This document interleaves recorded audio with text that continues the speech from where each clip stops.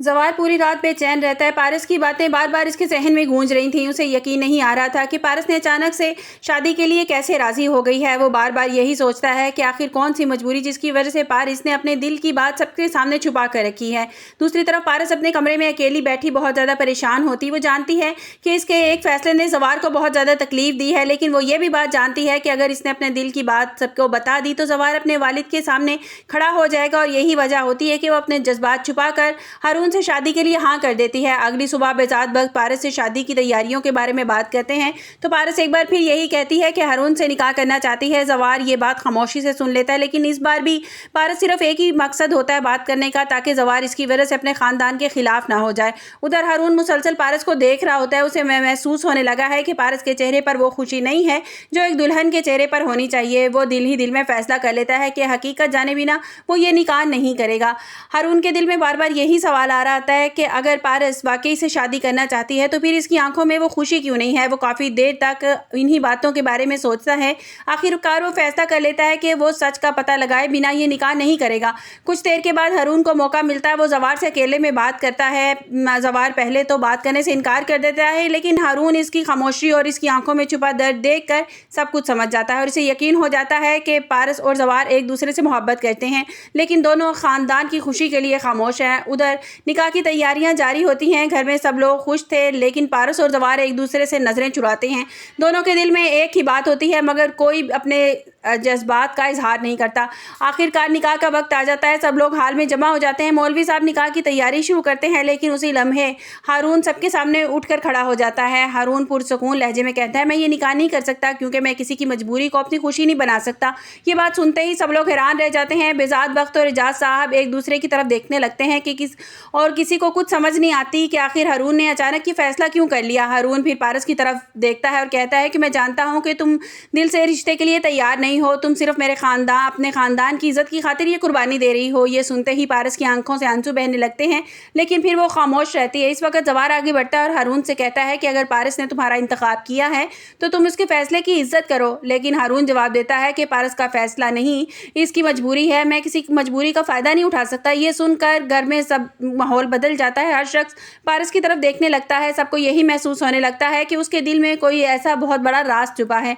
पारस खामोशी से अपने आंसू साफ करती है और आहिस्ता से सबके सामने आती है और कहती है कि अब हर किसी की नज़रें पारस पर जमी हुई थी, क्योंकि सब लोगों को इंतज़ार था कि आखिर वो क्या कहने वाली है। अब देखना ही है कि पारस सबके सामने अपने दिल की सच्चाई बता देगी या फिर अपने ख़ानदान की खुशी के लिए मोहब्बत की कुर्बानी दे देगी। जिस तरह कि आप लोगों को दिखाया जा रहा है कि जो है वो हारून को इस बात का अंदाज़ा हो चुका है कि पारस उसके साथ खुश नहीं है। उसके चेहरे पे वो फीलिंग्स ही नहीं है जो एक दुल्हन के चेहरे पर होनी चाहिए। वो इस बात को टिटोलने की ज़्यादा कोशिश करता है, फिर वो इस नतीजे पर पहुंच जाता है। उसे इस बात का पता चल जाता है कि पारस ज़वार से मोहब्बत करती है। और रेशम भी जिस तरह से वो दरगाह में जिस तरह वो मांगता है, वो रोता बिलखता है, तो रेशम को इस बात का एहसास हो गया है कि ज़वार उससे नहीं बल्कि पारस से मोहब्बत करता है। और वो ये बात कहती भी है कि ज़वार आखिर तुमने इतना रो के, इतना तड़प के क्या चीज़ मांगी, इतनी तड़प थी तुम्हारे आंसुओं में, तो तुमने क्या चीज़ मांगी है, तुमने पारस को मांगा है ना ज़वार। तो रेशम को भी इस बात का एहसास हो गया है कि ज़वार जो है वो मुझसे नहीं बल्कि पारस से मोहब्बत करता है। और इस बात का एहसास हारून को भी होना शुरू हो गया है कि ज़वार और पारस जो है वो एक दूसरे की तरफ जब देखते हैं तो इनकी आंखें ही बदल जाती हैं, कितनी मोहब्बत से एक दूसरे की तरफ देखते हैं। तो आप लोगों को अब क्या लगता है कि जिस तरह से दिखाया जा रहा है कि ज़वार जो है वो सिर्फ़ और सिर्फ अपने बाप की खुशी की वजह से खामोश है कि उसके बाप ने ज़ुबान दे रखी है रेशम के बाप को।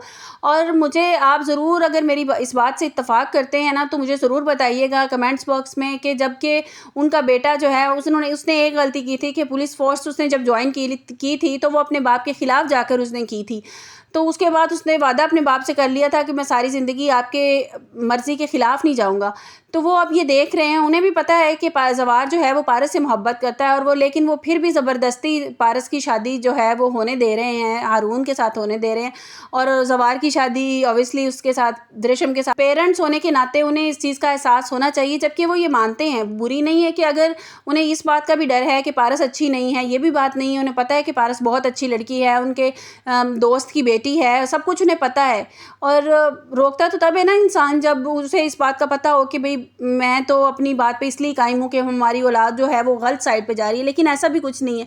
तो उनको हथियार डाल देने चाहिए अपने बेटे की खुशी के लिए। जब उनका बेटा अपनी मोहब्बत कुर्बान करने के लिए तैयार है तो उन्हें भी हथियार डाल देने चाहिए और उन्हें इस बात को कबूल कर लेना चाहिए कि हारून की शादी जो है वो पारस से नहीं बल्कि रेशम से करवा देते हैं और पारस की शादी जो है ज़वार से करवा दी जाए। तो कौन कौन आप मेरी इस बात से सहमत हैं कि पारस की शादी उन्हें करवा देनी चाहिए ज़वार के साथ? जिस तरह वो देख रहे हैं कि परेशान है ज़वार भी और पारस भी किस तरह से तड़प रही है। तो अब आगे आना चाहिए बेज़ाद शाह को। बेज़ाद शाह ने अभी तक कोई बात नहीं की है उसके साथ, एजाज़ के साथ, क्योंकि जब वो बात करने के लिए आए थे, अपनी साली को लेकर आए थे, तो तब उन्हें बता दिया था, उन्होंने एजाज़ साहब ने बता दिया था कि मैंने शादी रिश्ता तय कर दिया, मंगनी हुई है बचपन की, ज़वार की और रेशम की। तो अब उन्हें मैदान में आ जाना चाहिए और बात अपनी बेटी की खुशी के लिए उन्हें कर लेनी चाहिए, क्योंकि माँ की मोहब्बत से भी महरूम रही है ये लड़की। दिखाया जिस तरह किससे गया और बाप भी अपने बिज़नेस में इतना ज़्यादा इन्वॉल्व था कि वो अपनी बेटी को टाइम ही नहीं दे पाता था। जिस तरह ड्रामा जब स्टार्ट हुआ तब हम लोगों ने यही देखा, पारस से को उसका बाप कीमती गाड़ी देता है और वो गाड़ी को कहीं ठोक देती है और फिर उसका बाप उसे फ़ोन करता है और वो कहती है कि मुझे इन कीमती चीज़ों की ज़रूरत नहीं है, मुझे आपकी मोहब्बत और तवज्जो की ज़रूरत है। तो आप लोगों को क्या लगता है कि ज़रूर अब इनके बड़ों को बीच में वो करना चाहिए कि दोनों बच्चे अगर इस चीज़ के लिए रज़ामंद हैं, खुश हैं, तो हमें इनकी खुशी की खातिर जो है वो बच्चों की खुशी की खातिर ये हमें अपने किए हुए फ़ैसले बदल लेने चाहिए। पारस और ज़वार की शादी हो जाएगी और पारस की जो खाला है वो बिल्कुल अकेली रह जाएगी और कितना अच्छा उसका कैरेक्टर सारे उसमें दिखाया गया है कि वो बड़ा उसने पारस को संभाला है। तो मेरे ख़्याल में बेज़ाद बख्त की और उसकी खाला की शादी हो जानी चाहिए।